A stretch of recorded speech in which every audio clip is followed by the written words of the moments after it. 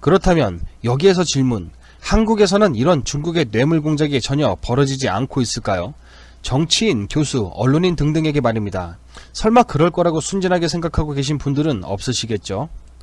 왜 문재인 정부 들어서 펼치고 있는 탈원전 정책의 혜택을 받는 태양광 산업은 늘리면 늘릴수록 국내 기업은 파산과 감원이 속출하고 중국 기업들만 혜택을 누리고 있을까요? 에너지 정책은 바로 안보 정책이기도 합니다. 그런데 탈원전을 한답시고 늘리고 있는 태양광 산업의 혜택은 국내 기업에게 트리플 쇼크를 주고 있습니다. 왜 이러한 일들이 대한민국에서 벌어지고 있었던 것일까요? 이러한 사례들은 일일이 열거하기도 어려울 정도로 많습니다. 좌파 정치인들 인사들은 말할 것도 없지만 소위 우파라고 알려진 자칭 우파들은 중국 공산당의 뇌물의 마수 아래에서 자유로울까요?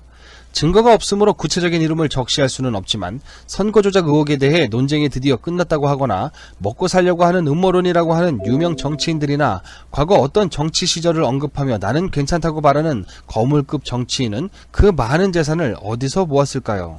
항상 꼰대 같은 표정을 짓고 젊은이들이 보수를 경멸하도록 만드는 백발 언론인이나 맨날 낙선만 하는 정치인, 해외 유학을 하며 알 수 없는 장학금을 받았던 사람, 대학 교수랍시고 지식인 행세하는 사람들은 왜 통계적으로 일어날 수가 없는 일이 4.15 총선에서 일어났음에도 불구하고 굳이 나서서 부정선거가 없다고 목이 터져라 외치고 있을까요?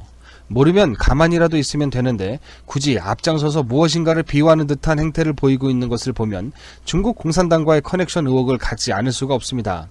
물론 그 커넥션의 수단이 뇌물인지 아니면 권력이나 사회적 지위 등 다른 어떤 것인지 미인계인지는 알 수 없지만 커넥션이 없다면 어떻게 저렇게까지 하는가라는 의혹이 풀리지 않습니다. 대만은 차이잉원 총통의 재선을 앞두고 중국 공산당의 공작을 차단하는 반침투법을 통과시켜 친중, 종중 세력들이 대만 정치, 언론 등에 침투하는 것과 선거에 불법으로 개입하는 것을 방지했고 결국 반중 정치 세력인 차이잉원과 민진당이 압승을 거둘 수 있었습니다.